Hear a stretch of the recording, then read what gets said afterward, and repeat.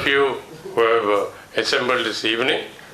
On behalf of the Guruswamy Center, I deem it a privilege to have a session on a very current topic and also a subject which in a way determines the nation's future or nation's success, and it's a reward for the work done by three economists who have won the 2024 Nobel Prize for Economics.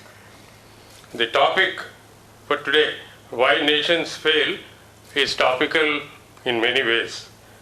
First of which, as I said, is because it has won the 2024 Nobel Prize. The authors Acemoglu, Robinson, and Johnson, have, as Mohan, has already written, have done this work in the book way back in 2012, and perhaps they deserved a Nobel Prize long time ago, but better late than never. We are privileged this evening to have three distinguished panelists. I request the panelist, Revathi, Director of Center for Economic and Social Studies, to please come on to the dais.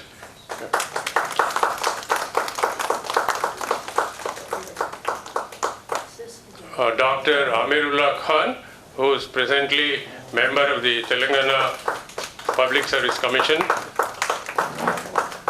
and Mohan Guruswami, please come on to the dais.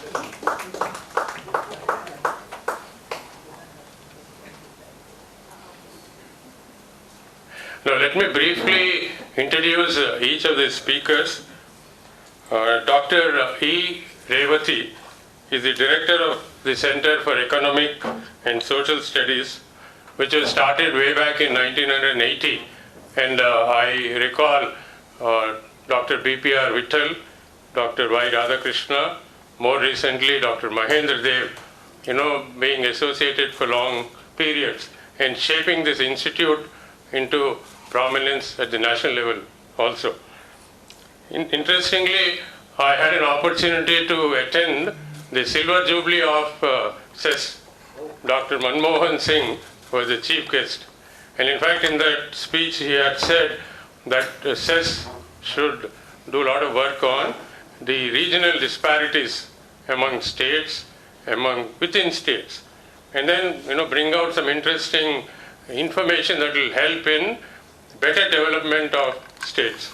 I'm sure. 2006. Yeah, 2006. So I have been following CES for a period of time, and I'm delighted that the director is here today, and also some of the work that has been taking place in that institute. Dr. Revathi is a development economist. Her broad areas of research are agriculture and gender studies, with attention on land, labor, tenancy, and empowerment.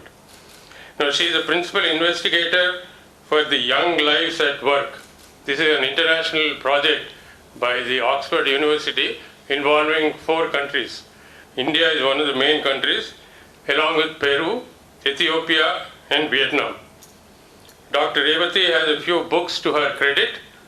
She has co-authored Azar, Gender, Identity, and Development. And the second book is Economics and Technology of Soybean Crop in Central India in 2022. She is the author of 2 books. She has also done extensive work on agrarian crisis, regional disparities, and small states. So I'm sure this evening she will give us insights into how institutions play an important role in enriching nations. And if there are negatives, I'm sure she would be presenting them as well for understanding of people like us. Now, Dr. Amir Ullah Khan is a civil servant, an economist and adjunct professor at the TISS, ISB, and NALSA. Now, he wears many caps, and he is at present a member of the Telangana State Public Service Commission, and he was telling me that, makes everything into only one cap. But I am sure he will be far, far active. Now, Amir worked as a director, deputy director and senior advisor at the Bill and Melinda Gates Foundation. He was the director of the India Development Foundation and executive director of Encyclopedia Britannica. I hope Encyclopedia Britannica is still doing well. No, you might do some more consultancy again. Now, Dr. Amir, appears to be a bit of a restless soul. Trying to do many things, as I said, but his genial persona and depth in subjects do support his pursuits. I see the energy in him. This evening, I'm sure we'll have a very enthusiastic and energetic presentation. Now, he has a Center for Development Policy also going, and he's what you call a research director in this Center for Development Practice. Now, I had the privilege of sharing and participating in a panel discussion a few years ago when the Manu organized a bicentenary celebration event for Urdu journalism in India. And I don't know, they called me, although I know a little bit of Urdu, I speak mixed Urdu, English and Telugu. But as a journalist, I had a good opportunity to meet Amir Ullah Khan at that time. Now, our main speaker, the driver behind this evening's topic, Mohan Guruswami, is an expert on public policy and analyst and columnist of repute. His frank views are highly respected. Now, Mohan has deep insights into how institutions work, how governments work or don't work. He has been associated with prime ministers, ministers, a think tank. He himself ran a think tank. He is an expert on foreign affairs, and he has been associated with many, many institutes. More than that, I think today's event, he had told me that he had written an article long time ago, and now 10 years later, the people who wrote the book have won the award. Therefore, we should do it. And we took the bold decision to do this event. I am really thrilled today to see a reasonably full house, because the Nobel Committee says award is for economic sciences. For long as a student science, I thought I was told economics is a dismal science. But I think there are a lot of good things happening, and India also has, in a way, contributed a lot. There have been 2 Indian origin economists who have won Nobel Prizes. So it's a subject of great interest. And going by the recent developments in US, the president of the 2024 election, Donald Trump, and the crisis that the US faces, or the crisis that India faces in economics, the political issue, the political situation many countries are confronting. I think this subject is of very keen and very important today. I hope we will have a very good session. And finally, a little bit about Guruswamy Center. We have been here for a long time. We have been doing a lot of programs. The focus is to create a good platform for a diversity in terms of speakers, diversity in gender, diversity in subjects, and also provide a platform for divergent views. We do not want just one view. So we would like as much as possible to present this kind of a platform where the audience also participates in addition to the speakers, and we have a good interaction at the end of the evening, and finally take back something which is really worthwhile after, say, 1.5 to 2 hours. And we have we have organized several programs over a long period. Some of them, like Deccan Dialogues, were quite popular. We enlarged the scope to going entire south and raising issues. In the last 1 year, we had 2 discussions on politics, one on the elections in Telangana and one on the national scenario where we successfully brought in political party leaders from the Congress, the TRS, and the BJP on one platform. Without shouting and yelling, we managed 2 hours with a lot of questions from the audience. Then we had 2 sessions, one on Hyderabad integration or liberation. We raised the question to provoke some discussion. That also went well. We had very divergent views. And the most recent was Beyond Biryani. And somehow that title and the book attracted a lot of audience. And we had a very, very good session on that evening. Today I am glad that we have very good attendance. I am sure we will have a good session. I request Mohan to lead the discussion with the presentation. But the format we generally follow is the speaker will have 15 to 20 minutes. Then we'll have a Q&A and a wrap-up. Thank you very much. Thank you. I went for the 30th reunion of my class at the Kennedy School at Harvard, and among the events was a discussion. Can't hear? Yeah. Keep it closer. Okay. Among the events was a panel discussion which featured James Robinson, who is one of the authors and who got the Nobel Prize this year for Why Nations Fail. I was asked to give a talk on comparison of India and China and analyze the reasons why India has fallen behind China. In 2012, India had really begun to fall behind China in terms of economic indices and social indices. And I had written a book in 2008 called Chasing the Dragon, that we were chasing the dragon but seemed to be losing the race, and analyzed the various institutions which drove Chinese economic growth and social development to the level it is there today. So while talking, Robinson said, then you must see our book. And the book was just released. And as a matter of fact, they were signing copies of the book at the Harvard Coop, which is the bookstore at the corner.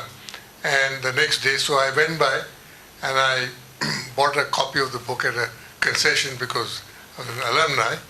And so Robinson and Acemoglu signed my book. I was trying to get my copy and I read the book. I was jet lagged, so I couldn't sleep in the night, so I read the book in the night and it didn't put me to sleep. It kept me awake because the book is a remarkable book. It analyzes economic institutions, social institutions, and why countries get left behind. And sitting there in the US, I wrote a review of that book in 2012, where I predicted that this is kind of Nobel Prize material. And it was published. So both of the authors, there were only 2 authors at that time.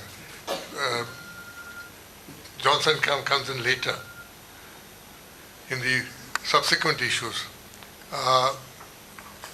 Because most economists look at very micro things and either they're looking at very macro things. And economists were not in good repute in those early 2000s, particularly after the 3 economists predicted who started a big hedge fund. And they said the fund can't go wrong because 3 Nobel Prizes. And the fund took a dive. So, and then, economists focus on small things like, incremental changes in labor markets, in health and development indices and things like that. But for the first time, somebody examined the reasons for institutional changes and how institutions play a role in change. And this is a very important topic because if you ask a Marxist economist, he'll say, look, all you have to do to get your economy right is to expropriate the expropriator. And everything is taken care of, you take control of everything. You ask a free market economist, he'll say, well, remove all controls and then you have a free market and that will take care of itself. But it doesn't happen. We've seen free markets collapse. We've seen Marxist societies collapse.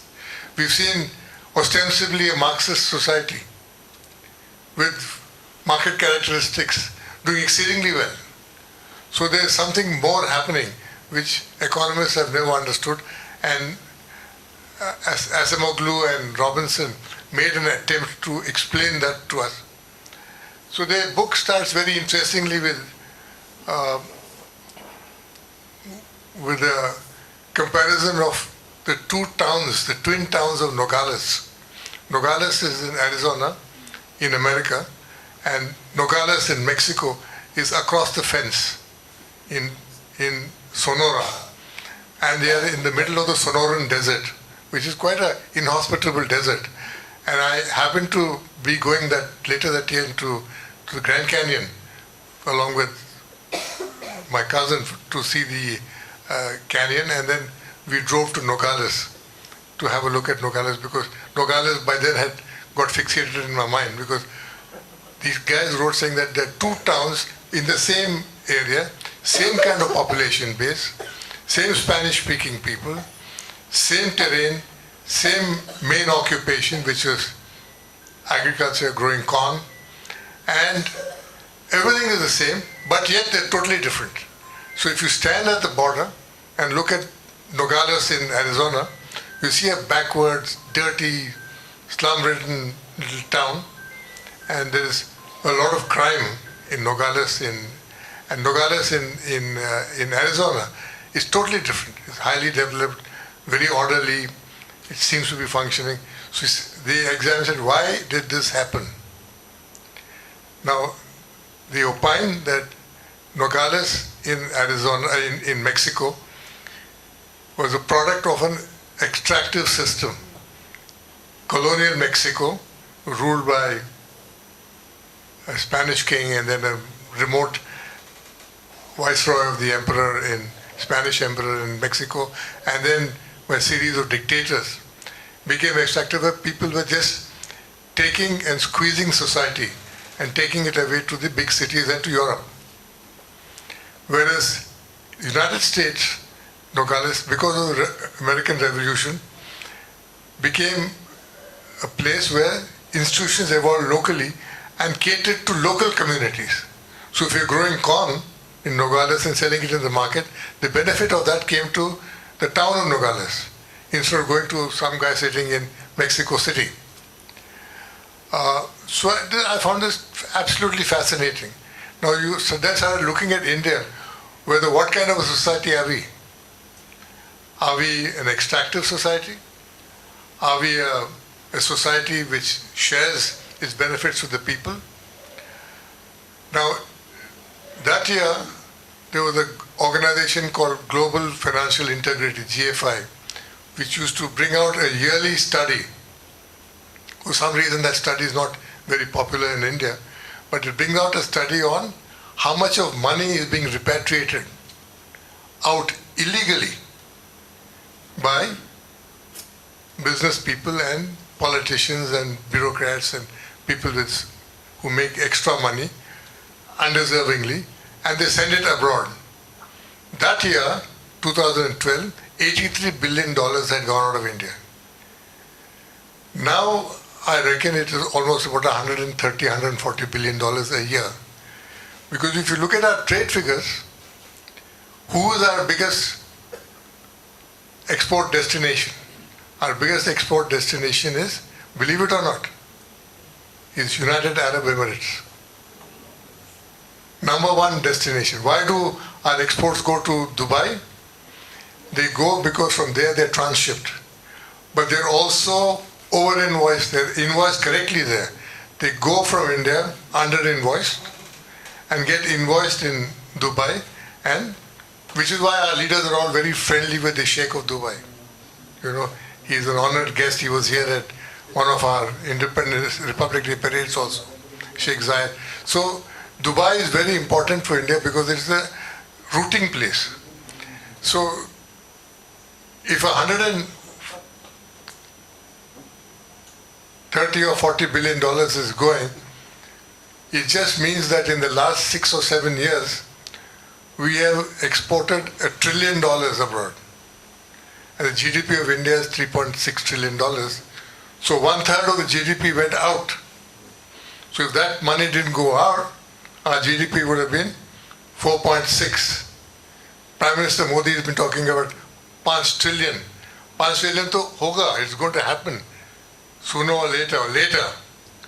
But it's long delayed because it's become an extractive society. And then you look at our own cities, except if you look at medical care, where is all the medical care in our country? They're all in the big cities. Where is the higher institutions of education? They're all in the cities. Where are the markets? They're all in the cities. Where are the rich people? They're all in the cities. Where is the money going? It's all going into the cities. So it's a kind of an extractive society. And from the cities it goes out. So you have to wonder. We have elections every 5 years. And elections does not mean that you stop being an extractive society. So the key to this book, and which unravels the whole thing, is that while economic institutions are critical for determining whether a country is poor or prosperous, it is politics and political institutions that determine what economic institutions a country has. So politics is very important. How do our politics shape our institutions? Look at our politics. The basic building block of our politics is a political party. The Constitution does not say a word about the institution of political party, but yet it is a basic building block. Parties are supposed to function democratically. Parties are supposed to function on the basis of the ideas of their members and their interests in different aspects of society. But we don't have parties functioning. We have clans. We have even the BJP, which has inner party elections, is in the end of the day controlled by a group of people we don't see. They're sitting somewhere in Nagpur. Interestingly enough, the most democratic of our parties is the communist parties, who seem to have elections, who seem to have, keep changing the leaders every few years and all that. But otherwise, all our parties are. It's like the Loya Jirga in Afghanistan, when they called it a democratic exercise. But what happens is all the clan leaders met and decided that this is what we're going to do. So same thing with our democracy. Then it's not democratic, therefore it's become extractive. All our political leaders have lifestyles which don't correspond with their true economic worth or their worth to society. We're reading about all the houses in below tank areas, below full tank areas. This is typical all over the country. And we've lost control of our lives in our country because we feel that we're a democracy because we go and vote every 5 years. But democracy is a system of government by discussion. Where is discussion? What does Parliament discuss? I still remember when I worked on my first budget, I was very excited that, budget discussion was going to take place. And I made a note that in the 4 days allotted for the budget, for discussion, only 30 minutes were spent discussing the budget. Rest of the time they were abusing each other, disturbing the events.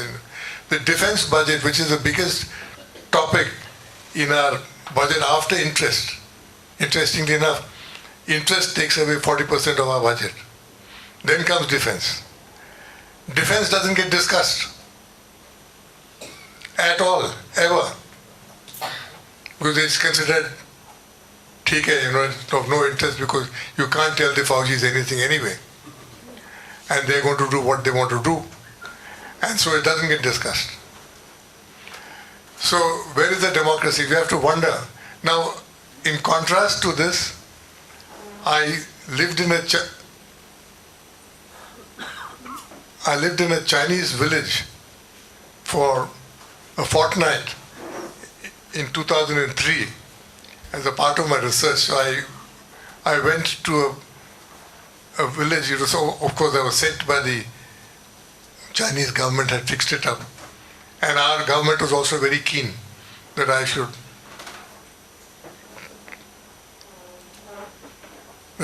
also have a look. So I stayed in a village in a province called Shaanxi. Shaanxi is the poorest province in China. Most polluted province in China because they're doing coal mining there.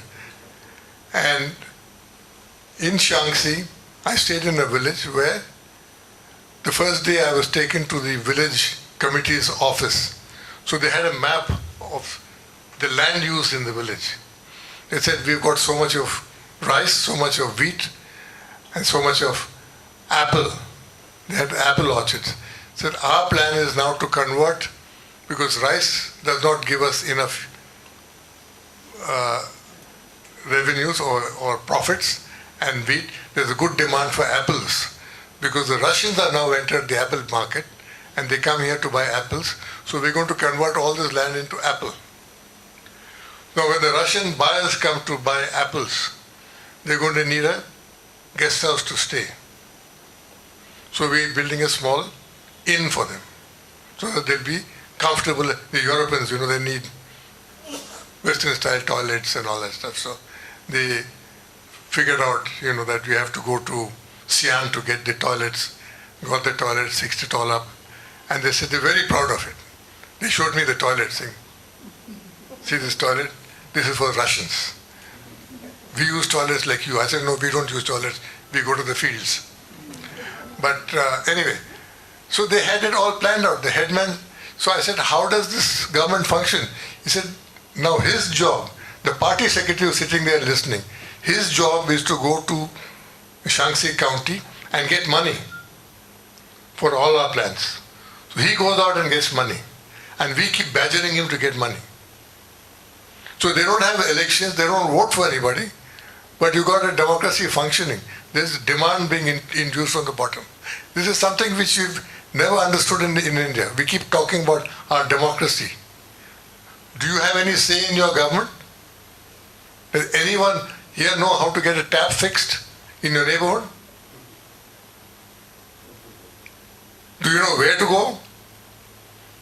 And look at what happened to our institutions. All our municipalities used to have ward officers. Every ward had an officer where you could go to and say that this is what I need, my drain is blocked, or ward officers have gone. Used to have beat constables. Beat constables have disappeared. Now, all our institutions are going away one by one. These are basically institutions and how they are structured. In the state of Andhra Pradesh, Telangana and Hyderabad, we used to have a board of revenue. The board of revenue consisted of 5 commissioners. Each commissioner looked after a clutch of portfolios. Could be revenue, could be excise, could be planning, could be... And each commissioner controlled a clutch of districts. Where the collectors, he would write the ACR for the collectors. So my father had become, in his last years as civil service, had become a member of the Board of Revenue in Andhra Pradesh, and he had some Telangana districts in his charge. So he would go and stay with the district collector. So I asked our young boy, I said, why are we staying in the collector's house? Why can't we stay in the Dak Bangla? So he said, no, I want to see how this guy lives. Because, this is very important, what kind of a kitchen he keeps, what kind of a household he's got. And then they would examine all his activities. The collector maintained a diary, and then the ACR would be written. Transfers of district collectors was done by the Board of Revenue. Postings were issued by the Board of Revenue. There was a man called Vengal Rao who became Chief Minister, who said, how is it that I am the Chief Minister and I can't transfer a sub-inspector? So he said, the best thing he did, said, let's get rid of the Board of Revenue. So they shut the Board of Revenue down. So today, the average tenure of a collector in this country is 7 months. There was a study by an IAS officer called S.K. Das, who wrote a study on the tenure of collectors. 7 months is the average tenure. There are collectors who get transferred every 3 months. So if a collector is there now at the mercy of the MLA, MLA would go, or the local politicians would go with various requests. I remember when I had joined the government, my friend Jaipal Reddy hosted an event for me in his constituency. And so when I went there, I thought I'll be meeting the district collector and the SP and the others. But I met instead, I met the superintendent of excise, I met the circle inspector of police, and so I said, Jaipal, where's the government? He said, this is the government. This is the permanent government.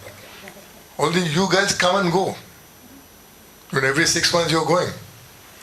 So this is the government which is running our country. So you have no institutions, doesn't report to anybody, and they are directly linked with the politicians. Every sub-inspector has a political godfather. Otherwise he can't survive. So you've destroyed your institutions. What few the British had left behind have been destroyed. Both Board of Revenue is gone. You remember when you were in school, I remember when I was in Wesley High School, the school inspector is to come. And the class, we will all be told, dress well tomorrow, have a bath, cut your nails, and stand there because the school inspector is coming, show your nails to him, and show your teeth, and then do spelling on the blackboard. He will tell you, apple, so you don't have to write. You have to write A-P-P-L-E, not A-P-E-L. So, and we'd be coached. So the inspector he was not inspecting us, but he was inspecting the teacher.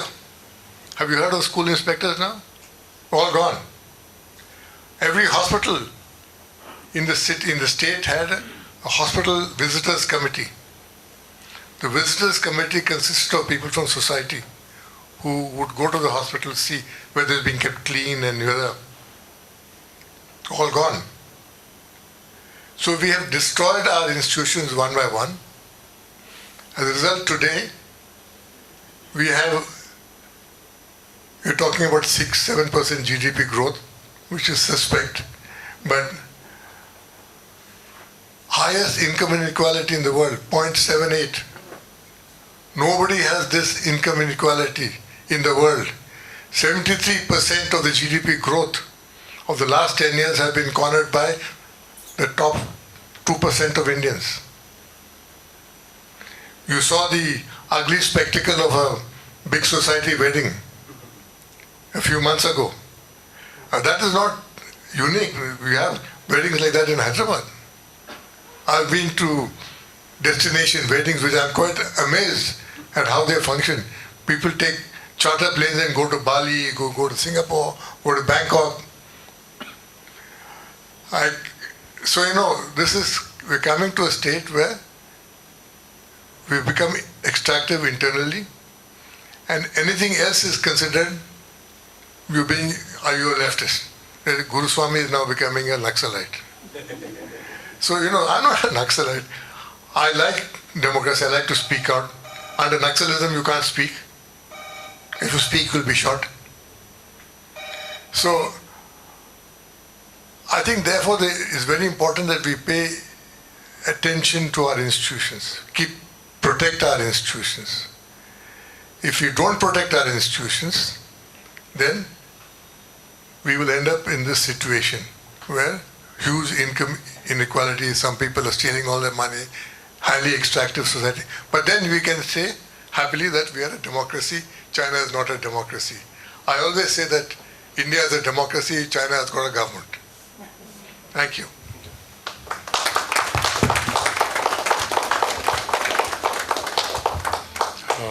Thank you, Mohan, for taking us along to US, China, India, local school, very kind of situations, and giving us an insight and setting off more interesting discussions ahead.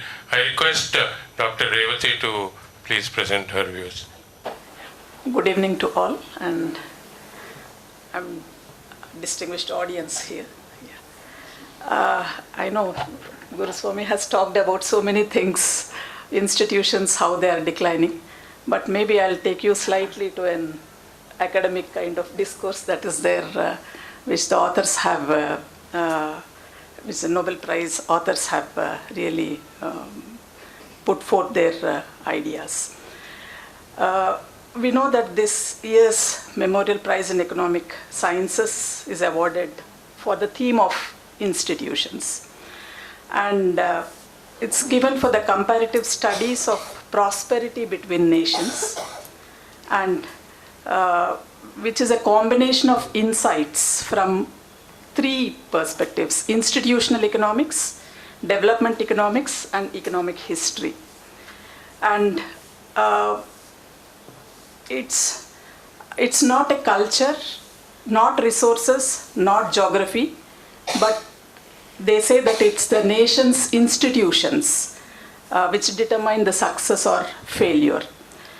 Because the economists have also talked about, not only of late or during the last decade and all, economic dimensions are not that much important, but other dimensions are also important along with that.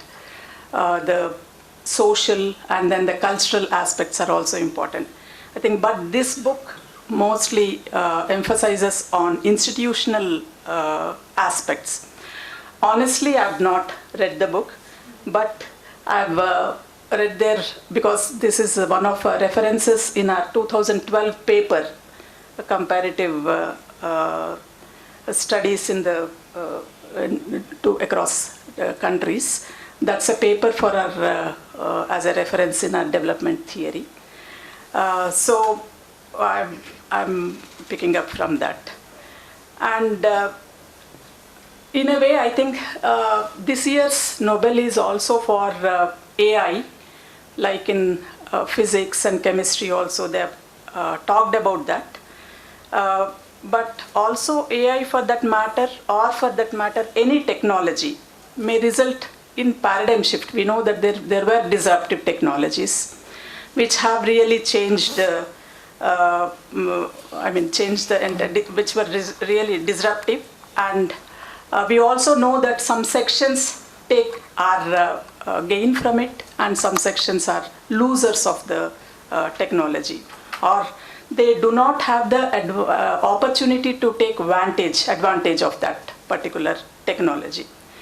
This was also said about globalization or neoliberal economics or paradigm, where also this, and scholars opine that globalization per se is not the culprit, but enabling countries and people to take the opportunity to get benefited out of this globalization, that's important.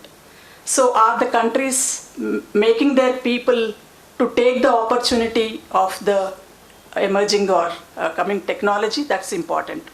I think in India, we have the prevailing inequitable socio-economic structure and influence exerted by the socio-economically privileged sections on economic policy making as well as implementation, and not globalization per se, are responsible for the rise in income inequalities. I think so much of talk is about recently income inequalities, and globally income inequalities are increasing, and more so in India. So I think the question is, why do some people exert more influence and experience more power and more prosperity? And this same question is asked for countries by the authors, by the Nobel Prize winners. Why do some nations wield more power, more prosperity, and why do some countries not experience that kind of a growth and they are stagnating in poverty?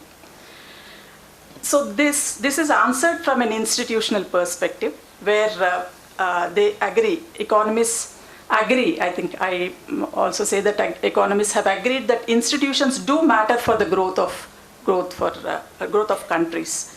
And it is not only economic factors that contribute to the growth as per economic growth theories, but socio-cultural factors also matter. And we have these colonizing countries ignored the indigenous institutions. When we look at institutions, I think their work brings about extractive institutions and inclusive institutions. And wherever they could settle, I come to that point a bit later. But the indigenous institutions are also important, where these were ignored by the colonizing countries, and assumed that it is a blackboard. I mean, no institutions exist in the case of developing countries, and then the colonizing countries go and establish their own institutions. But it was proved wrong. I think economists like Gunnar Myrdal and Yujiro Hayami, they have observed that underdeveloped countries or developing countries have their own institutions, indigenous institutions, like very important, like a kind of water sharing institutions and conservative kind of institutions and common property resources where people come together and then they conserve their resources, forests and so on.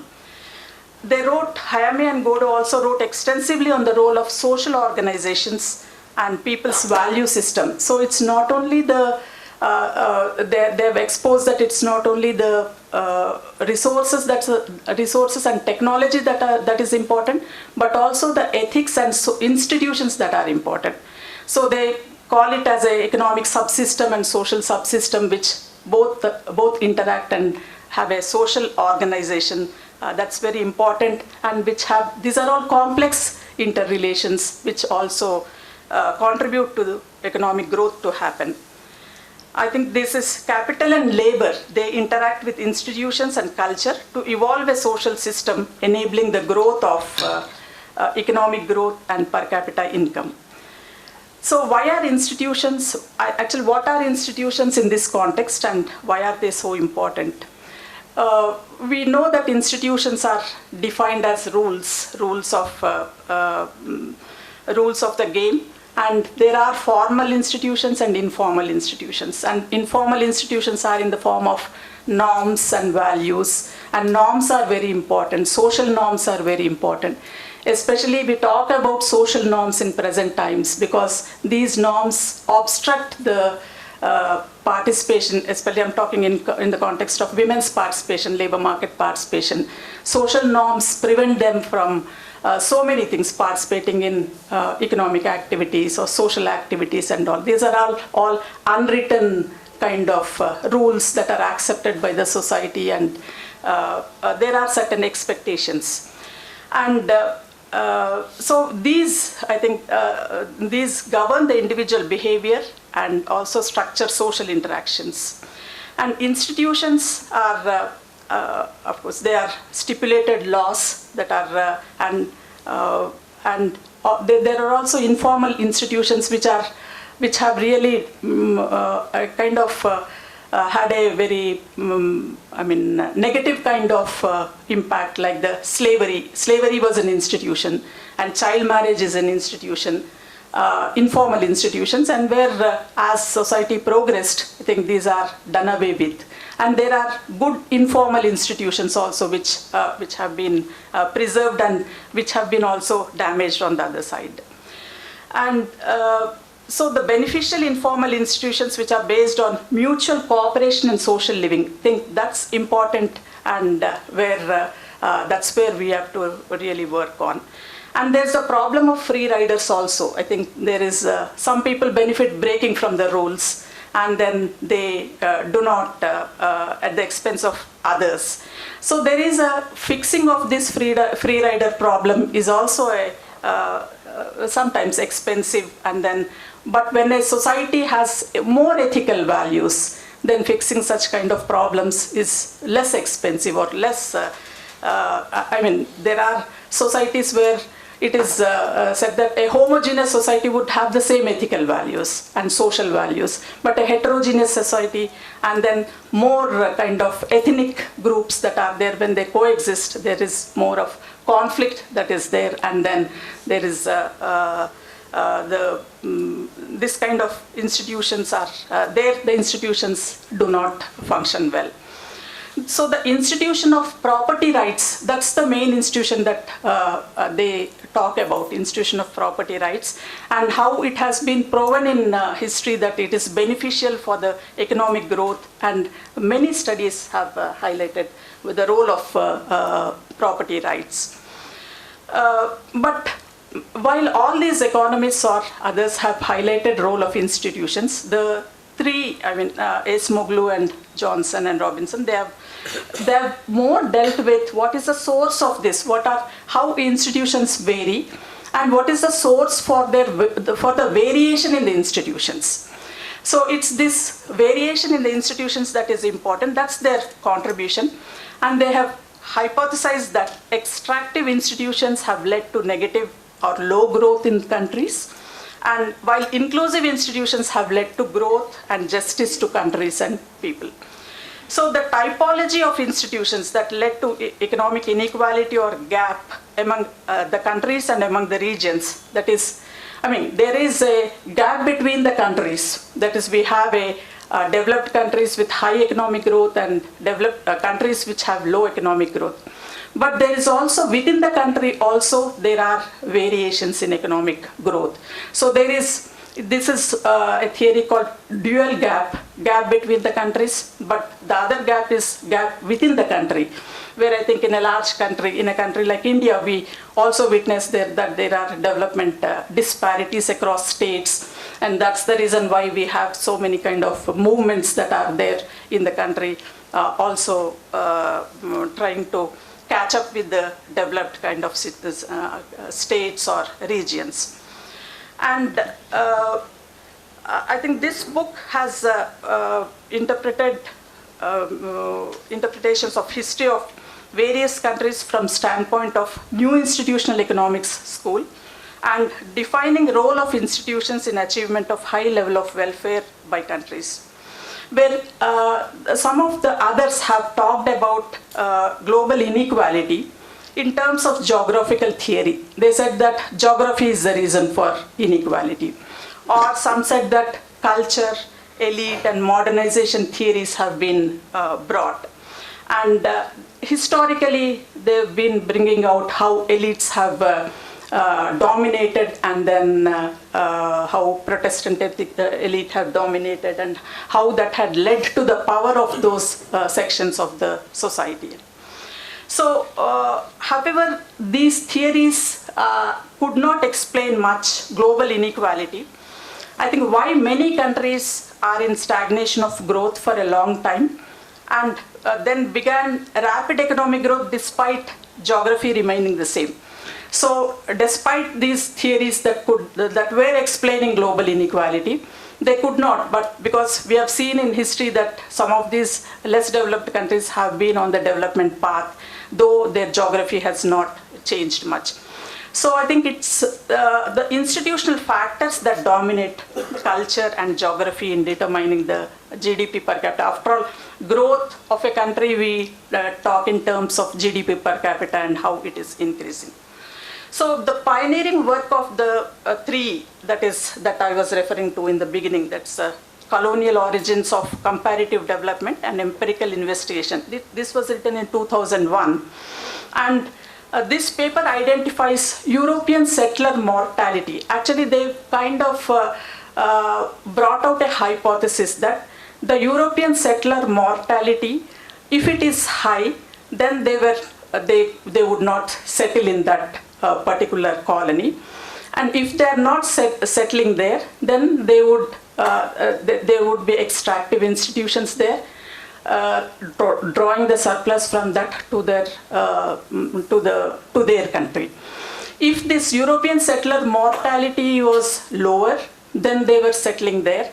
And the institutions that they set up there are inclusive institutions like property rights regime, which would be where the underlying underlying kind of thinking is that equality, and then these institutions would benefit the people. So some of the examples of these countries are that USA and New Zealand and Australia. These countries where European settlers have settled there, and then the European settler mortality was less, hence they settled there. The institutions were similar to those of the institutions that were there in their home countries. So it is all the Western European countries which have first went to these countries, and then that's where Western offshoots, they're also called as Western offshoots by Angus Madison, who is an economic historian. And also they were also called as, I think it's I'll come to that little later. But this is their main hypothesis, that they have linked it to that of European settler mortality. And this mortality is because of, they could not settle because of the diseases that prevailed there. So it was tropical diseases that were there, and they could not withstand that, and they could not settle there. So the institutions that were there was extractive, and then the elite of that place where they were, the extractive are like comprador, and then through which the surplus of these have been drawn into the their own countries. So this is, the other name for these are Neo-Europe, which was coined by Alfred Crosby, which have seen that flourishing of Western European institutions of secured property rights. I think they have looked at the secured property rights, how they have contributed to economic growth. And the choice of institutions within the country where they settled, that's important, where it has really resulted in effective use of resources, leading to successful development of that country. So this kind of thing they have, even I also say that other economists and others also have written extensively on this. For example, Latin American context. We have the center-periphery thesis, where the center or the periphery, it's extracted, and then the center is strengthened economically. Or we have the core and metropolis and satellite kind of situation that is there. So these kind of things, that is, if we look at the extractive states, and these are the states with little protection that is there, and little protection of property rights, and there is so much of expropriation that is there by governments. Actually, it's the governments that were expropriating, and then the surplus being sent to that of the other countries. So in order to make the government more, establish these institutions to make them more democratic, these kind of Western institutions have failed in such kind of extractive places. So I think there, I'll wind it up in 2 minutes.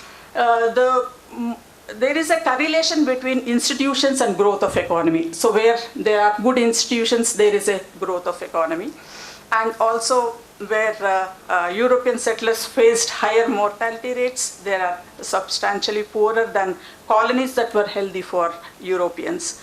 So this was the contribution of these Acemoglu and others. And they've also looked at other institutions like independent judiciary, and then property rights enforcement, leading to developed financial markets, and institutions providing equal access to education and ensuring civil liberties. So both looking at not only economic institutions, but also social, political institutions also. Democracy also leading to that of economic growth.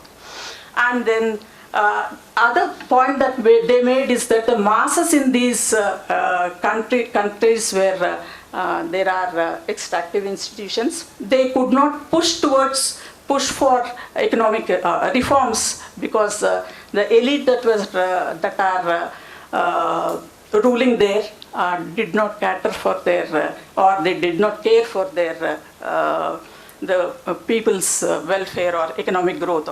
So elite served as comprador, and they oppose any reform in institution benefiting the colonial countries. So I think these are the instances where how extractive institutions have been detrimental to that of the people over there, and the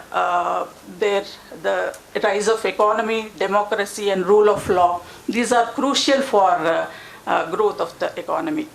I think I'll stop with this, and thank you. Thank you, Dr. Revathi. As you promised, you gave an academic insight. Interestingly, when we put up this invite, a lot of guys on social media asked me why there is no question mark, why nations fail. No, have you missed? Are you missing something? Then I said, you better come and listen. Then my friend, you who's here, he asked me, why don't you write a curtain raiser on this? Because people are asking. So I wrote a curtain raiser with a few teasers from the Nobel Committee's press release of what this book really explained.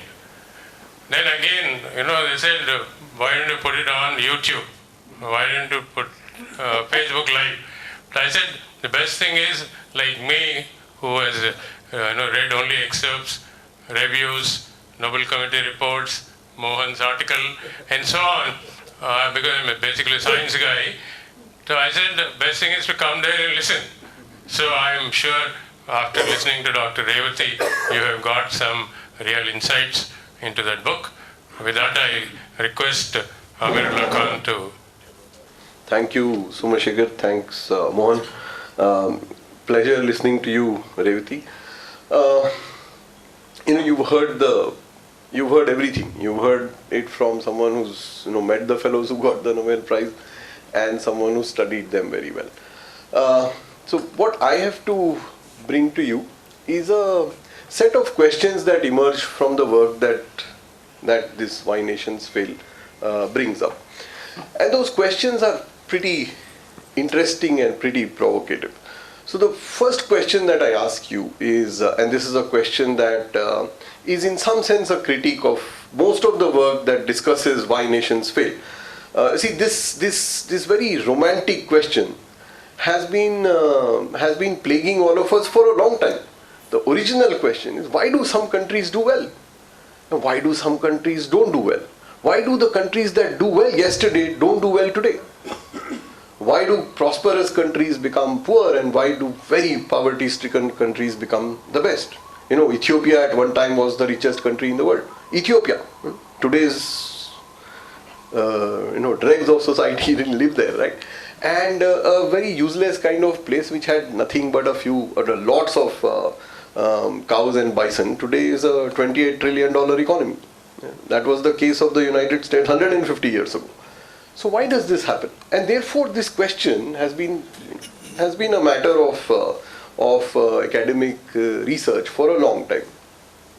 And if you go back in history, there is some kind of work that is done by somebody called William Penny in the 1650s in England.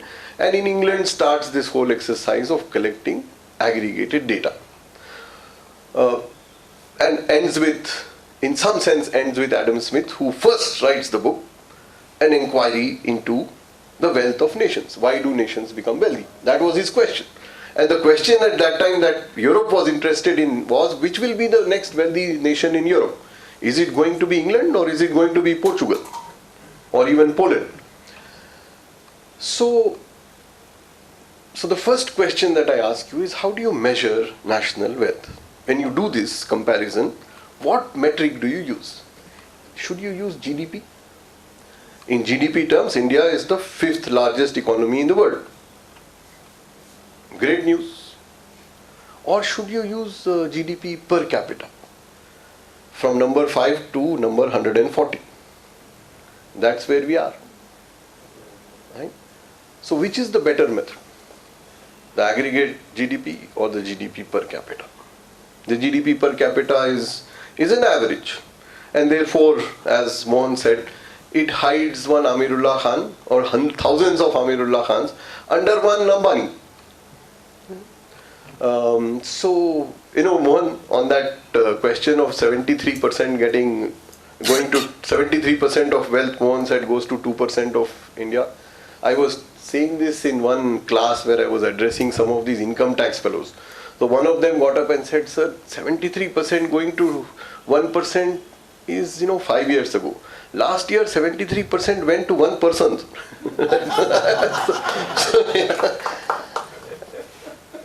The next question, therefore, you see that is the first issue. That what is it that we should look at, GDP or GDP per capita?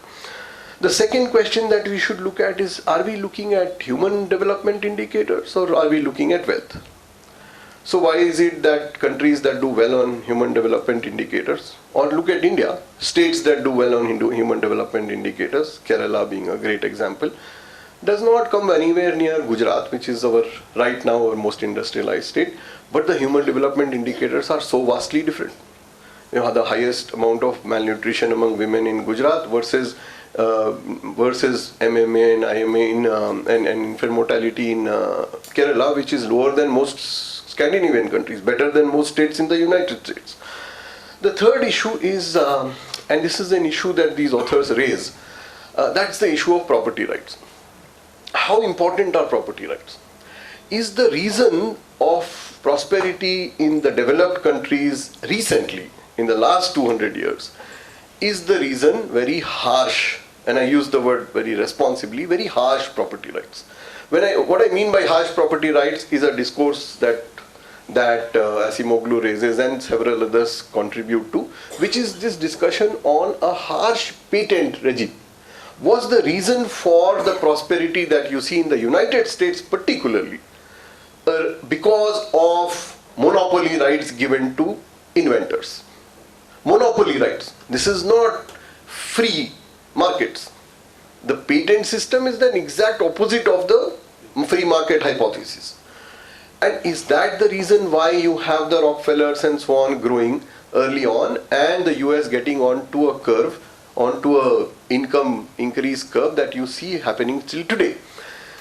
Jean Tirole won the Nobel Prize in 2014, where he asks this question again, that are our regulatory institutions good enough to control today's technological monopolies? Here is a question to you.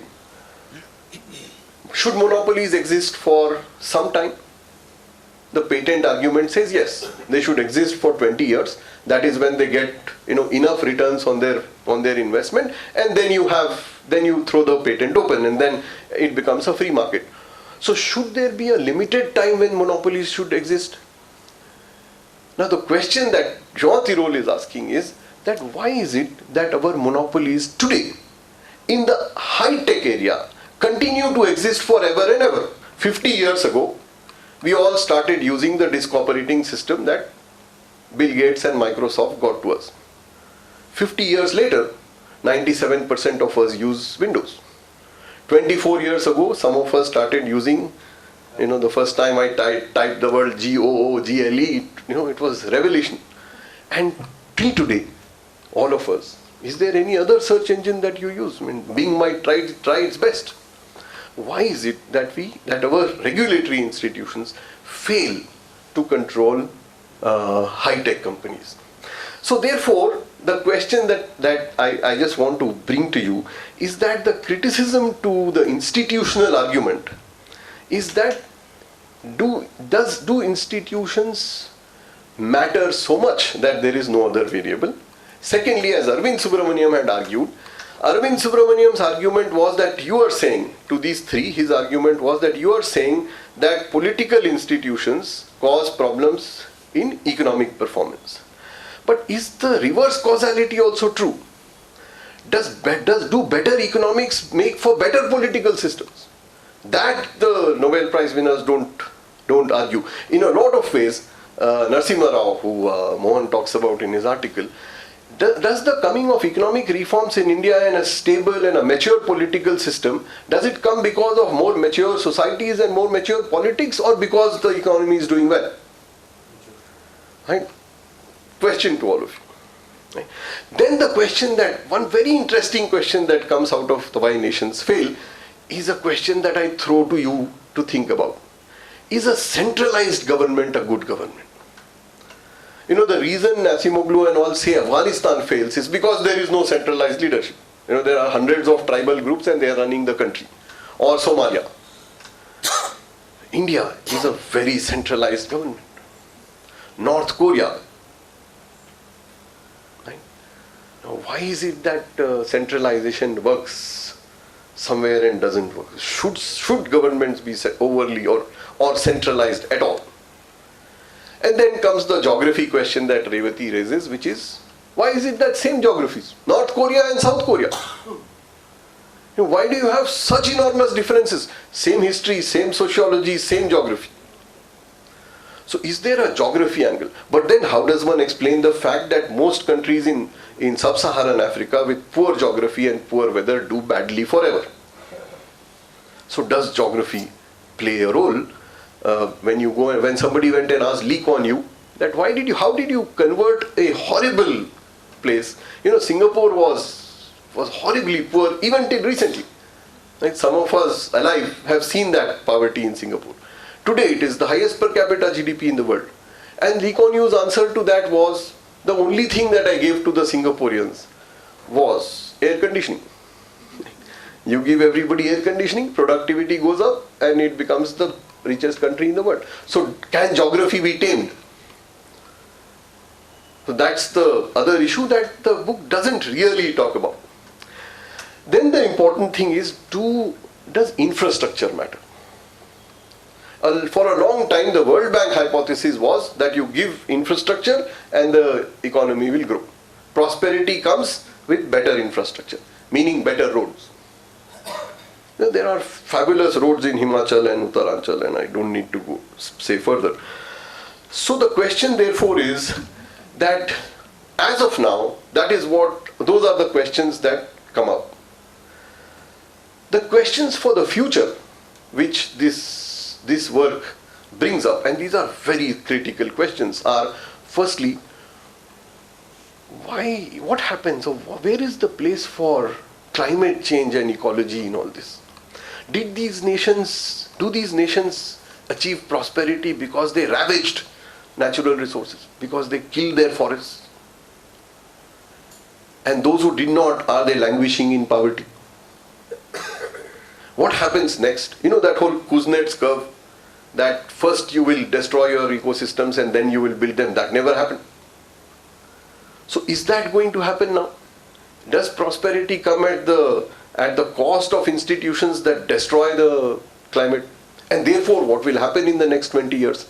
That's a big question for the future. The second question that Mohan touched upon is urbanization. Is prosperity a function of urbanization? You take a look at poor countries around the world. There is only one country that is less urbanized than India is. India is the second most rural country in the world.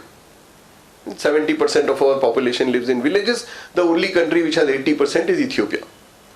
The only rich country that has a sizable rural population.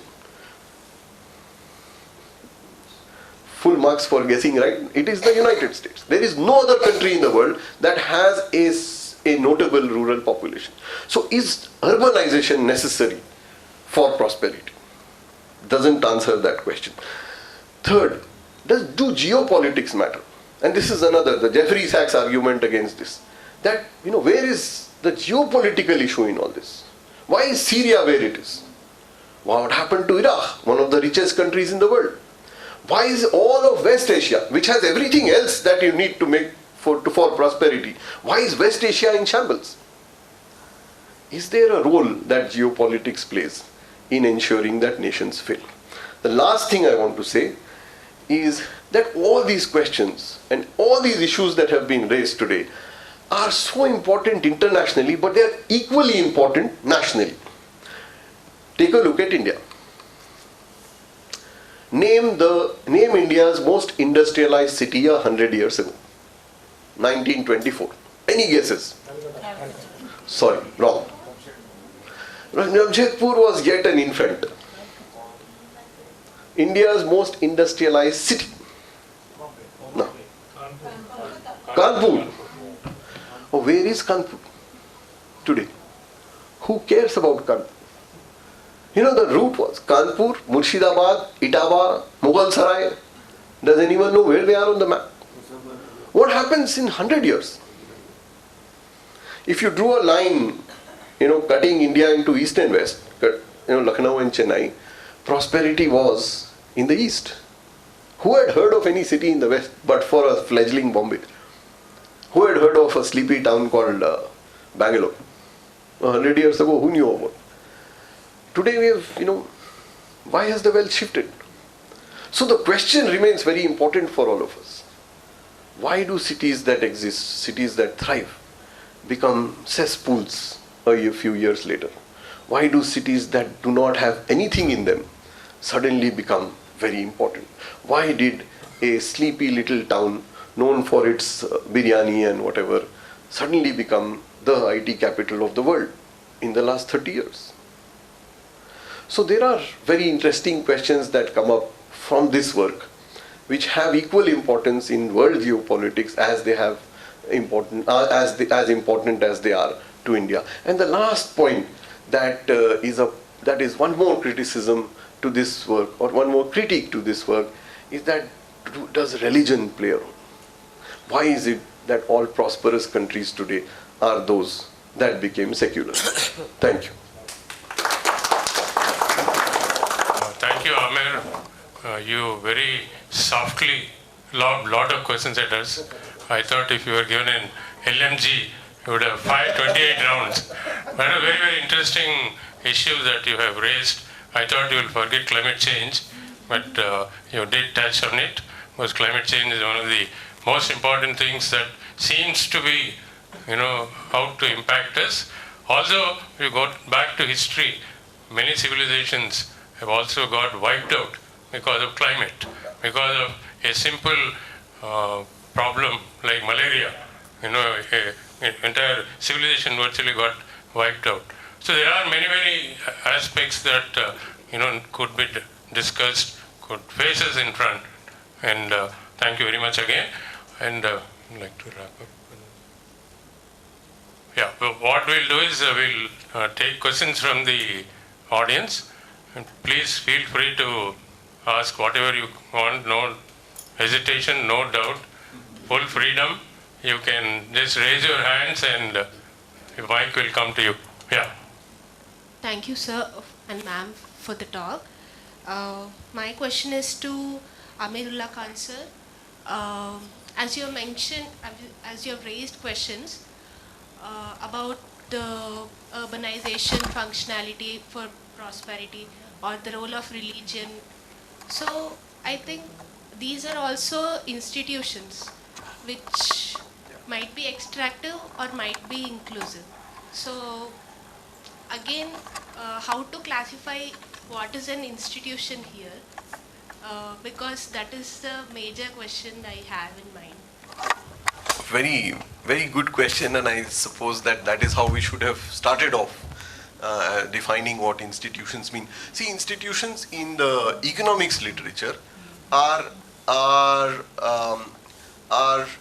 incentives that, on one hand, are those rules and guidelines that incentivize a particular kind of behavior, and on the other hand, are those that reduce transaction costs.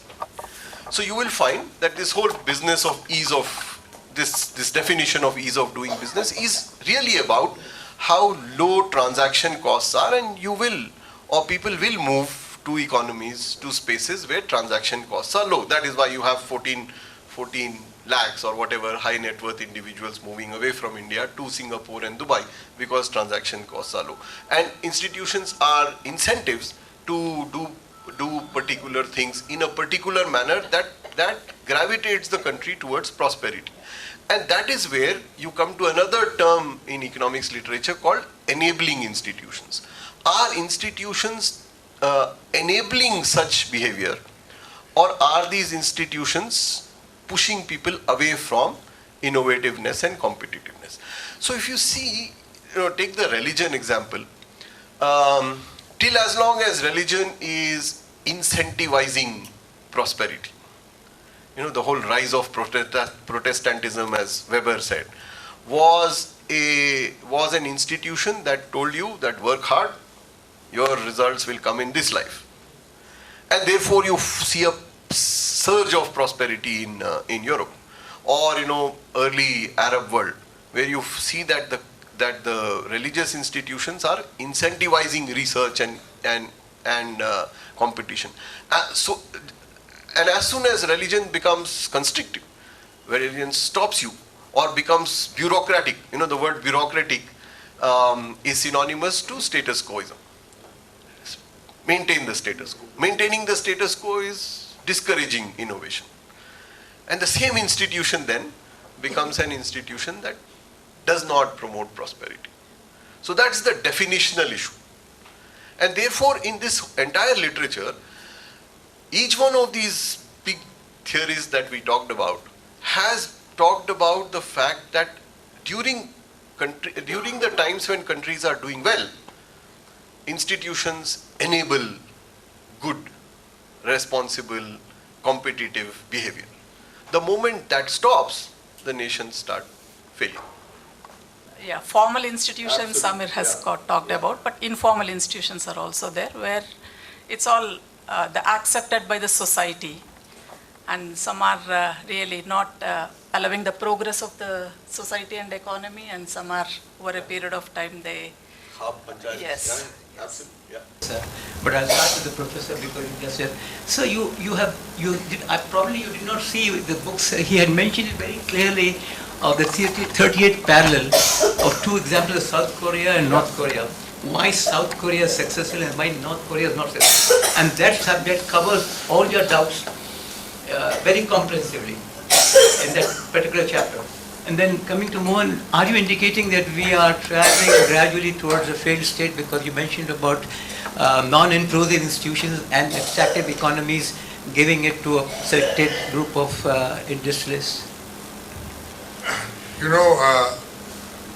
About a decade ago, I wrote a paper which is published in the EPW saying, "Is India a failed state?" Yeah. Question mark. Now I define, is India a failed state? In which I said a state is formed by a group of people to meet certain objectives. That we will achieve the following things. For instance, when literacy targets were being set in the 50s, they said we will get full literacy by 80 or 90, whatever. At which time Jawaharlal Nehru told Parliament that this is too slow. We cannot accept it. We cannot have our people blind. So we must do it in 10 years. So by 60 we are supposed to get full literacy. We didn't. Now, literacy we didn't achieve. Did we achieve infant mortality? You have to compare with others. You can't say that, my mortality has improved since last year. How did another country, or within the country, why did a state like Kerala get that index, and why does Bihar fare at a different end? Now we have to ask ourselves, what are the achievements we've had? Each plan, we had 11 plans, each plan set out a goal. Did we achieve our goals? So if you're judging a state by survival, then we are surviving. But if you are saying that, did we succeed? Then we have to ask ourselves a question. Why did we not succeed? How does a country which had a lower literacy rate than us in 48, 49, lower infant mortality, lower life expectancy, become suddenly well ahead of us. How does in 1962 I was, at the time India and China clashed and it was a test of two systems, they said. India's per capita income was double that of China's. We were $142, China was $71. Where are they now? They're 5 times our size. So you can say we have succeeded, we've got democracy and everybody's voting every 5 years. And you saw in Mungod what happened to democracy, where people were complaining not because they were not allowed to vote, but they said he didn't give us enough money.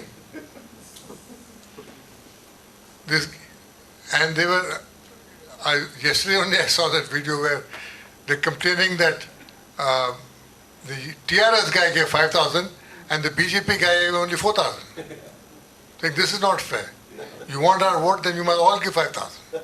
And the Congress guy disappeared. So he's not credible. Incidentally, that guy is now in the Congress and he became elected this year. Now, so you have to therefore ask yourself the question, is this, like the Amitabh Bachchan song, Ye bhi kya jeena hai? So I say, okay, if I'm abroad, when I go abroad and I have to give a talk, and I say how wonderfully well India is doing, how our per capita income. But we cannot afford to be pleased with our performance within ourselves. We have to ask ourselves these questions. How come we still have only 64% literacy? And what is the level of literacy we have? Class 7 students in Telangana are not able to do arithmetic. What is the success of our system? 63% of Telangana children in rural areas go to private schools. So why do we have this huge government school establishment?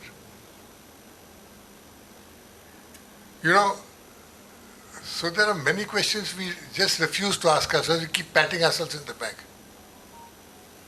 Every day we have laudatory newspaper articles. We're very happy American Vice President-elect's wife is from Masulipatam. But how does it matter? Where are we now? China, again I keep coming back to China because China bugs me. We started our revolution at the same time. Nationalism came to India in the 1920s when Gandhi returned from South Africa and then discovered the country was ready for something new. Sun Yat-sen returned to China. 1947, the Chinese Communist Party seized power. What it really meant was that the Han population of China, for the first time, had a government which represented them. 1947, democracy came to India. That means for the first time in thousands of years that you had a majority government, majority being represented by a government. Otherwise it was all feudal rule, few invaders coming mostly from the northwest, whether they were Aryans or whether they were Rajputs or whoever. Actually, I don't see, like the RSS chief, I don't see a difference between the Muslims who came and the people who came before. They're all from the same ethnic stock. DNA-wise, they're the same. Only religion mattered, but doesn't make them invaders. So when I say about Central Asian invasions, it was a continuous process. But so are we going to say that, we've achieved all our goals then? सो कमल, अपनी अपनी मर्जी की बात है. बाहर जाओ, Dubai जाएंगे तो बोलो कि सब ठीक है, हिंदुस्तान में सिर्फ फॉग चल रहा है. Yeah, I think, yeah. Thank you. I am Vishwanath. I am in the energy sector. I also say that I am Ekaleva Shishya of Mohan Guruswami Garu. I am in the group where his Facebook group. Introducing myself as Vishwanath sir. Thank you. Yeah. I feel that the GDP contributing sectors like services, industry and agriculture, what is being planned and what's actually happening, there is a lot of change. The society is preparing itself for something else, where planners are doing something else. 63% on services on a long-term basis, with lakhs and lakhs of IT engineers and others coming into the society with whatever quality we are seeing today, number one. Number two, how much we are giving importance to agriculture, of the technology in agriculture and other things. And industry. We all planning as industry should be whatever it has to serve, but we are actually not. You see South Korea. All, you look into our house, every direction, every item is South Korea. Every item, yeah.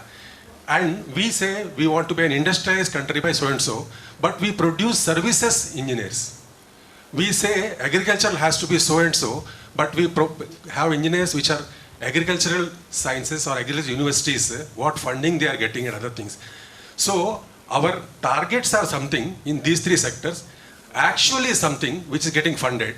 And the Meghnad, I think, who was the first planning commission who told the first president of Congress, Mr. Bose. Mahalanobis. Exactly. And Vishwesvaraya was the first. Science and other things. There was a method to the madness, even the planning commission was there. Now, dismantle that, and then we are doing something else which is not aligned. So what the country is missing is the alignment. What you want to achieve, what you preach, you do it. You have some targets, but actually you do something else. That's Vishal, not much. question. You have given a lot of... My this one is my thought in this direction is correct or not is my question. India has missed the manufacturing bus because, as you said, yes, agriculture share in GDP is falling, but workforce dependent on agriculture is still high. Like 46% is dependent on agriculture, but its share in GDP is around 16-17% only. So that way the per capita income in agriculture is lower than the overall per capita income, and India has missed the manufacturing kind of thing. And the service sector is large, and service sector is also not homogeneous. It has a high-end service sector and a low-end service sector. High-end is employment creation is less, but income generation is more. Low-end is income generation is less and employment is more. So there is a heterogeneity in that sector also. I think this is manufacturing would have provided employment to the people, but it's that we are not Make in India kind of thing have come recently, but they have not taken off very highly. My question is to Amir sir. In large countries like India, Brazil and China, United States, what role does food security and agricultural resources play in the overall economy or GDP? Food security and Agricultural resources. agriculture. Yeah, just following from the question that you also asked, you see, to bring it into the context of today's discussion is not about India, right, or the Indian economy, but to bring it in that context, it is really about what institutional structure did not deliver. And to both your questions, it is education as an institution. In India, education is for the elite, everyone who's sitting here in this room. Where do we get the non-elite to go to school? If you are non-elites and go to school, you have dropped out by class 5 because there is no teacher, there is no roof, there is no textbook. I go to school because my father sends me to an expensive school. I go to an expensive private tuition center. I pay some $1,000 to buy juice and pass exams all along. So it's really a failure of that. And what has happened is that basic conditions like food security, healthcare, education, that not being available to a vast majority, 67 or 70% require free food, 80% have no access to modern healthcare, 40% at best get to higher secondary school. And therefore, with the failure of these institutions has resulted in the fact that only a tiny number of us are able to get to college, and an even tinier number getting to good colleges. And that number cannot support an economy that needs to support 1,400 million people. And that's why a neglect of agriculture. That's why so many in agriculture. Why should 600 million people be in agriculture to produce for 1,400 million? You don't need that many. But there is no choice. You saw what happened after COVID. That people went back to agriculture as if there weren't enough farmers and farm labor already. But because there is no scope in the cities. So it's really the failure of institutions like health, education, and nutrition. My name is Sanjay Gadale. Thank you very much to this panel, and Guruswamy, your article in 2018 also was extremely insightful, and this book having exposed to these issues. My question is to the entire panel with a specific question also to CES. When I do an analysis from the point of view of the numbers, and I look at the Gini index that is actually prevalent at the moment in this country, or if I compare it to what it was around 10 years back and how it has evolved, do I see a correlation between the failing institutions as well as the worsening Gini index, which actually has got a link? Is my one of my questions. The other thing also which I feel that Amir did represent when he brought in the question of climate change and the relative impact that climate change has on different parts of the society.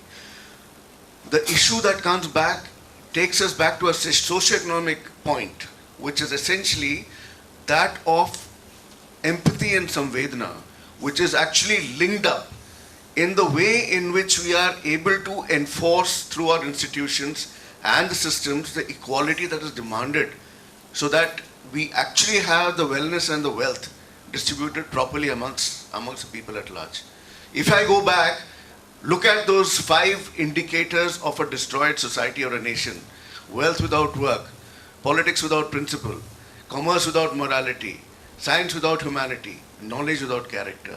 Each of them has got a base which actually talks about a society which is losing its moral compass and weakening moral compass, which does not take into account everybody's needs and requirements. So my question is that how do I bring in, as first and foremost, bring in the right economics and the numbers to make the people who are illiterate literally at the ground level, other than this, we're talking about select set. I was also instrumental to a certain extent in 2009 in trying to bring in the understanding of the Society for Climate Change when I was the founding CEO for the Center for Climate Change at MCHRD. And I found this to be a problem even at that point. And where does this as a group address these particular issues in the context of the Nobel Prize winners and this book that has been written? The income inequality is well established, because if you look at the Gini coefficient over a period of time, it has been worsening, that we know.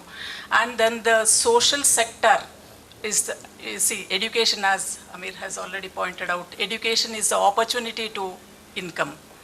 So if you don't have an egalitarian education system and health system, human resources, because human resource is the basis for that, then there lies the foundation of inequality. So the differential kind of education system that is there, the private, public, and then all these. So that will lead to income inequality. And then moreover, asset inequality is also very high. In countries like India, I think asset inequalities are high, and that's where they have a base from which they kind of increase these inequalities. And it has been happening over a even happening over. Now, having established this economic inequality, what is the solution? I mean, economists have done their job. They've established that inequality is increasing. But what is the solution? Solution lies in other than economics. Yes. Yeah. Sorry for not getting up. I'll just add a sentence to what ma'am said, a corollary to your last sentence, ma'am, that women's health will make a huge difference in your per capita, and one state which has realized it, and even though I don't agree with them baseline politics, what they're doing right now is fantastic. They're doing deliveries in vans. They're sending vans out if you can't reach the hospital, even within the cities and in the rural areas. It comes equipped, you have your delivery, your baby's bath, you're at home, you don't spend a penny. They have that kind of service now. And I think that will increase productivity of the country any day. I'm Mrs. Vibha, I'm a health economist. Where is the place? Which state are we talking about? Tamil Nadu. Tamil Nadu, we are talking about Tamil Nadu, and it's a very recent, I think 5-6 years they've been doing it, and they're doing a very good job. Thank you very much. I'm Venkat Srinivas Reddy. Sanjay has, asked most of the questions which I did not ask in a layman's voice. But Sanjay has asked in a very managerial and technical way. I just a comparison. The earlier in India, the GDP was very high. People were wealthy also. But subsequently, it was the economy suffered a lot. But now, after independence, the license Raj and the extractive, whatever system was there. From 1991, things have, liberalized, and I think a lot more is to be done in reforms. So I only wanted to compare what's happening in India vis-a-vis Pakistan, Bangladesh, Sri Lanka, and other countries. Of course, Singapore, they have maxed it, literally. So whether it is legal delivery and corruption-free and incentivizing innovation, etc. So I think we have a lot to learn from Singapore, and I would like you to answer whatever Sanjay has said. No, you asked your question, Sanjay answered his question. My questions were asked by Sanjay himself, so I just wanted to answer. Because you asked somebody from the right to say something. Yeah, I think anybody wants to answer Sanjay still.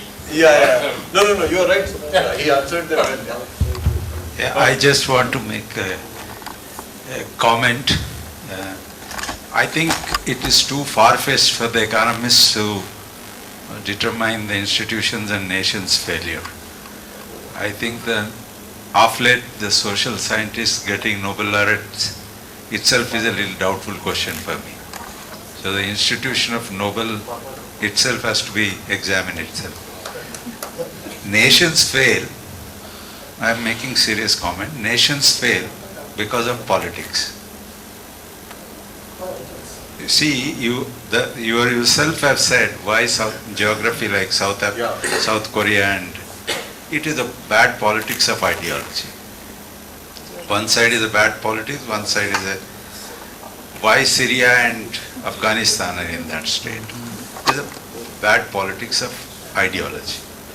Even in India, now we are all wondering, one gentleman here said, I think definitely ever since I joined the service in early 80s to now, I see clearly the institutions are slipping down. Why the institutions were good when I was in school or student days is because not anything great, that is because of, I think, is the good politics of the freedom fighters for first 3-4 decades. Now we are slipping. So I think the why nations fail is essentially the nature of politics. Economists or sociologists have a very, very little role to play in the definition of nations' failure than without touching the politics of the world. This is my comment. have to examine economic outcomes. And that is something which economists have never understood. Which is why they got the Nobel Prize. Credit for politics. Yeah. Fair enough. You know, that's what they're saying in the book. No, that's what they should get for the Peace Prize, not for economics. What's that? Peace Prize. Not for the economics. No, but the subject is, they're economists who Yeah, come to economists. me that you need the institutions. Yeah, I understand that. I know that point. But the point, if you see the last 4-5 Nobel laureates in economics also, it is very hazy. They don't find it. I keep writing about it, but you see, Nobody was better than the Systemic problem. In the short, history of India, you had a great economist who was not a good politician. Now you have a great politician. Now I don't know about the economics. You have a very interesting example in India. There was a backseat driving, sir. I'm not saying anything beyond. It is an observation. But so I just want to point out to one thing that you said, ma'am. And that's what we missed out on this on that aspect. Firstly, to your point, you're right in the sense that it is very difficult to generalize why nations fail. You can say why this nation failed and why that nation failed. But to generalize across 160 will be a problematic thing, but that is what academics is, the ability to generalize difficult hypotheses. And you make the same mistake when you say it is politics, because that's also a generalization. There are nations that have had great politics and have failed. So it's very difficult. The point is, it's right that it's very difficult for any one discipline to say that this is one factor that leads to failure. But my question, which comes from the point that you made, is that if you run that same regression that Acemoglu did, then I have not run it, so I'm just putting a hypothesis in front of you, that there is one variable that I would stick my neck out and say that is common to all nations that did not fail or that were prosperous. And Revathi, I'm really risking it by saying it, but to me, the one common factor that has ensured prosperity is not stability, is respect for women. For women, gender respect. You see, failed nations do not respect women. Take the case of India. You see where we are on all our gender indices. Right? And if you see most countries that do well, it is really on how fair they are on the gender issue. As I said, I'm sticking my neck out. I'm sure there are exceptions, and I'm sure you will find. But see, We'll add another coloring to it. Yeah. Tamil Nadu was the first. I know. So yeah. So thanks for giving me that exception that proves the rule, which is Japan.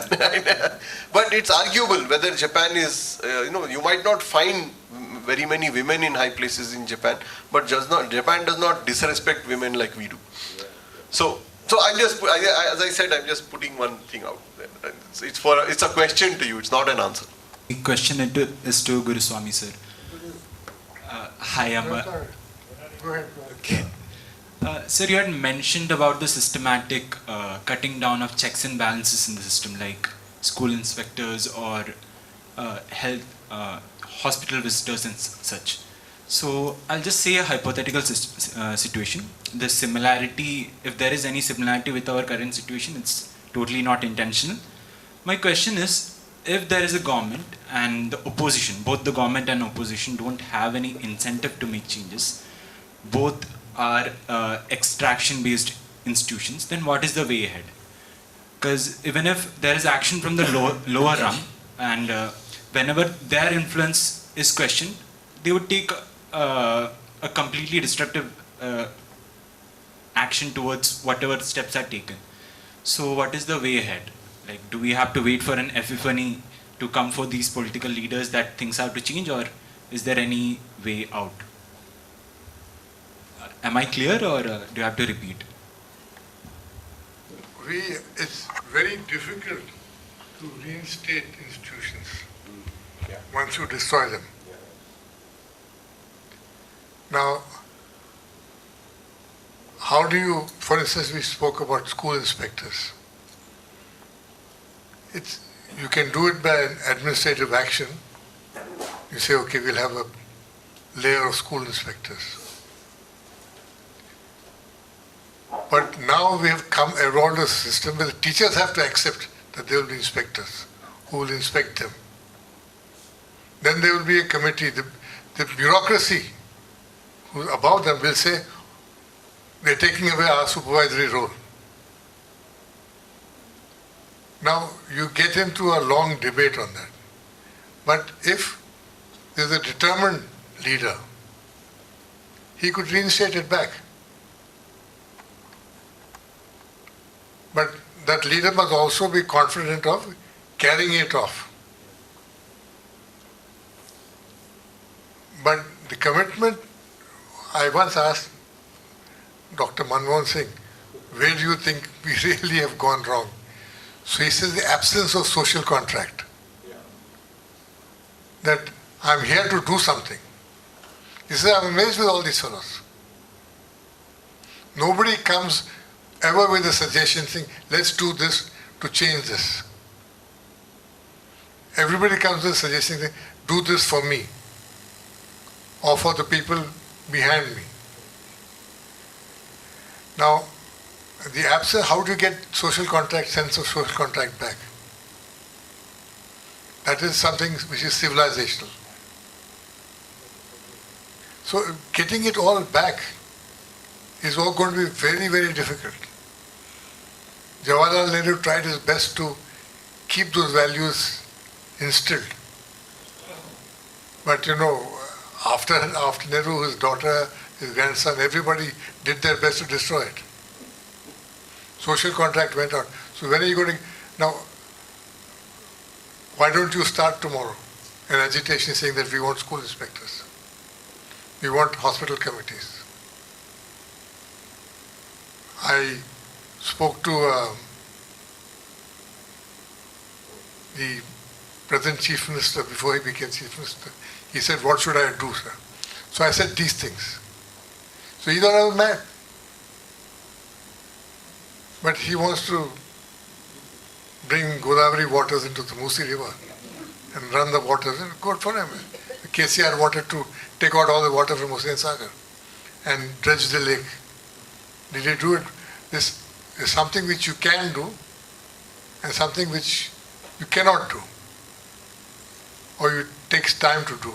But these are immediate actions. And I told them that, look, if you have a hospital visitors committee, you can keep many of your chamchas happy. Give them something to do. But worry is that they will meddle around with the system. The man who understood this best was Lalu, who said, when he saw my paper on how Bihar has been deprived of central government funding over the years, he says, Guruswamy ji, aap to shubchintak hai Bihar ke, magar if we get this money, we won't know how to use it. So how do we get government back? The question for all of us is, how do we get government back? How do we get our hands on government?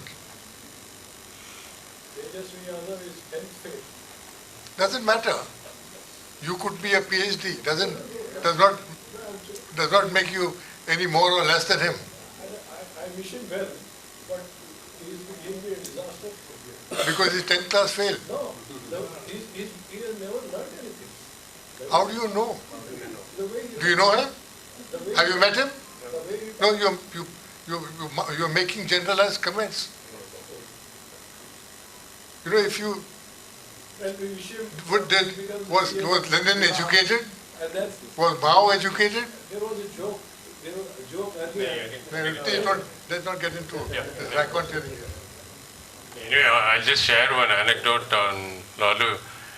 In some time when Manmohan Singh was finance minister, there was a meeting in Delhi of all the chief ministers to review the economy of the state, health, finances. And I think a lot of things were said in the meeting. And I believe Dr. Manmohan Singh told Lalu Yadav that there's a lot of money in your state. The cabinet secretary was also there, I think, Subramaniam, I think. No, you are not using that money well. And we might have to impose fiscal emergency. Now, what Lalu Yadav did was, he's a smart politician. He came out and generally talked a few things and then said, "Hamara finance minister जो है emergency declare करना बोल के बोल रहा है." Now, what happened was we all forgot about fiscal emergency and said, politicize the whole thing.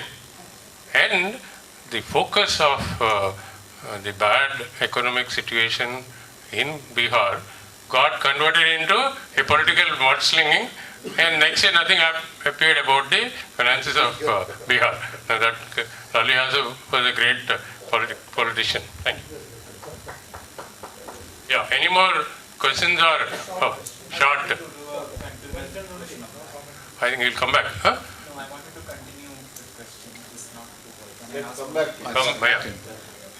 Come from the same clan as Somasekhar. He was my classmate also in MCJ. My question is, do economists make good leaders or rulers or politicians too? Do economists make good rulers, leaders, politicians, PMs? Manmohan Singh, question is, he studied economics, but I have not read a paper written by him. You search, when he first became finance minister, I typically began to research him. Couldn't find a single paper written by him. One, I.G. Patel is supposed to have famously said that don't ever overestimate Manmohan Singh as an economist.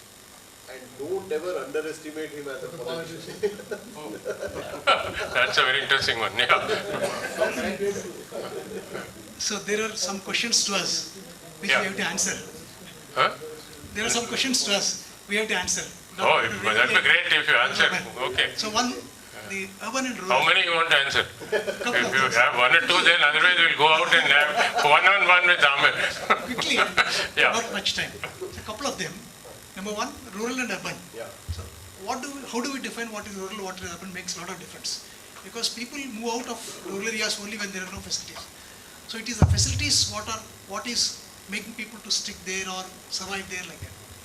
Yeah. It's not typically the geographical phenomenon or certain things like that. That's number one. Number two, the per capita GDP versus GDP, maybe per capita GDP is better than GDP measure, but it's no worse than many other things. Maybe Human Development Index or other factors would do well.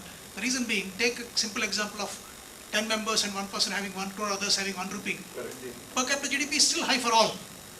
So this second one. Yeah. Third, Dr. Revathi mentioned about the property rights, etc., which is proven in the countries like Australia and New Zealand, where the torrent system is there.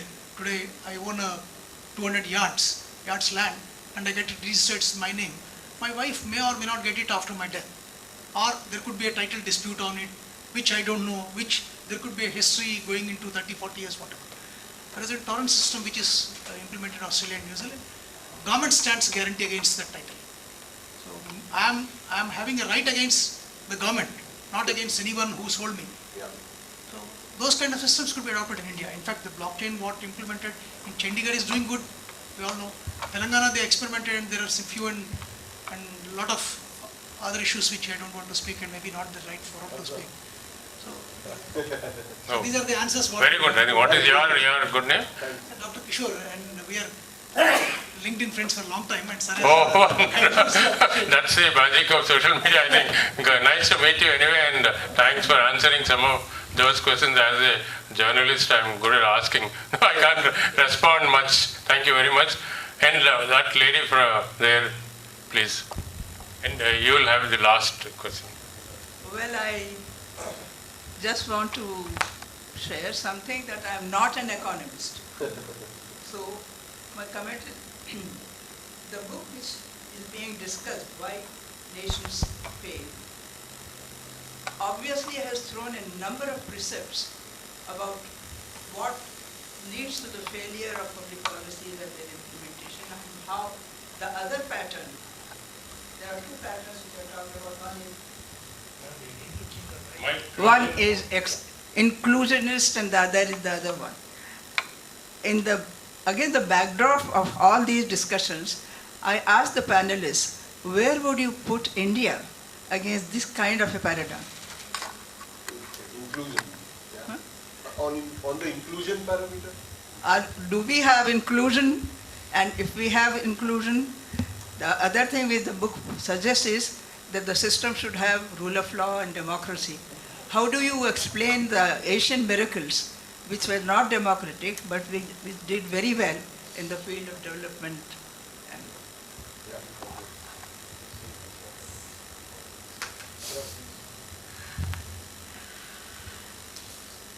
Yeah, Asian Tigers miracle was, it was no democracy. China also, for that matter.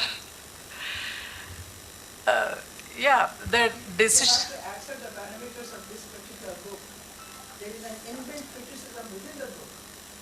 Yeah. Autocratic institutions for development, they have resulted in some development. But there is also some kind of thing in China that they want democracy. But as far as the basic needs are fulfilled till, China has really succeeded in fulfilling the basic needs of the people.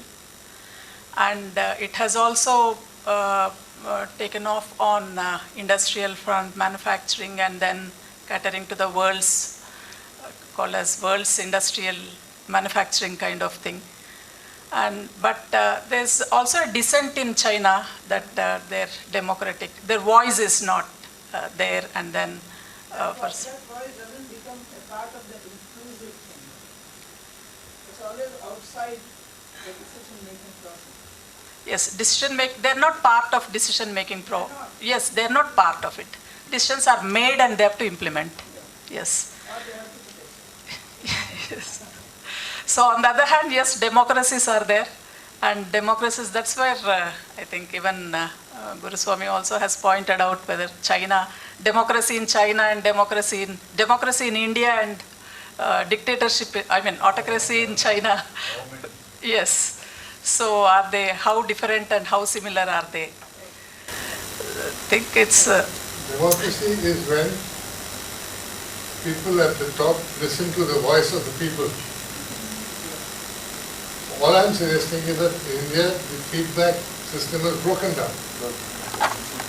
People at the top don't listen, whereas in a country like China, because of the party system entwined with government, people hear the voice of the government, hears the voice of the people, and responds to it.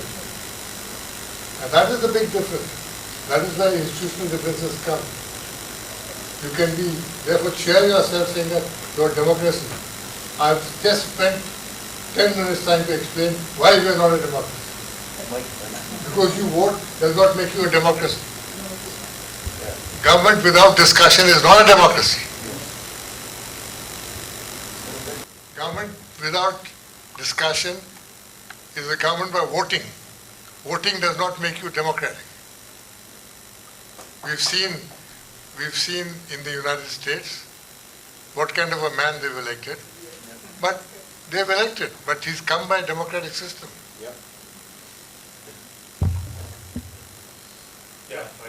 Just one sentence to Professor Azam. Professor Azam, technically the authors, they try to circumvent that argument by shifting the focus to centralization. That these countries did well because they are centralized, not because they are democratic. That is one thing. The other is that, if you look at the democratic process,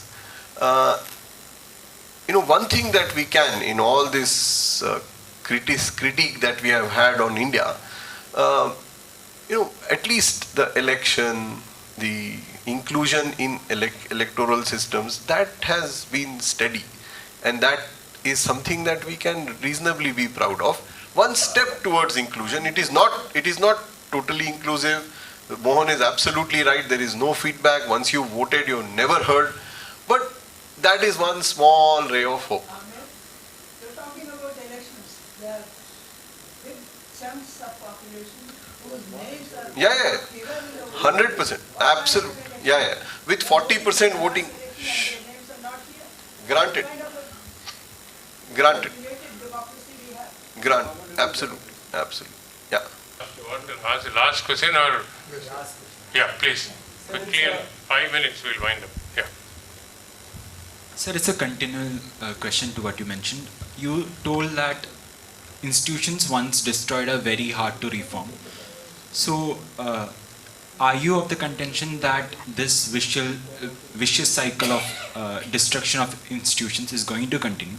And other than this, in your answer you mentioned about how a dedicated and capable leader might be able to make a change. And you also mentioned how social construct is something which is missing in India.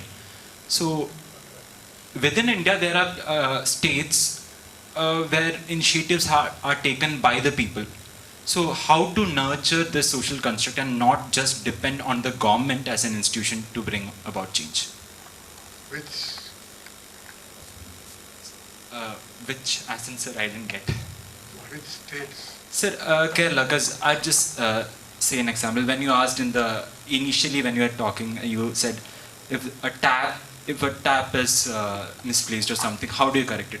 And I had an answer for it in my mind because I know whom and where to approach. So, sir, my question is, how do you nurture social construct where it is not available? Okay. Yeah, I think on that note of a little bit of questions, a lot of take-homes and a few answers. I'm very thrilled from the audience and wonderful comments, and it made for, I'm sure, 2 hours of engrossing and quite an engaging kind of an event. I enjoyed, I learned a lot. Thank you very much. Let us give a big clap to the panelists. And also all the audience, I find a lot of hope when a lot of questions are asked. Unfortunately, as a media person, I have to say that in events where press conferences are held, not many questions are asked. But today I am very happy that a lot of questions are being asked. Thank you very much. Have a great weekend.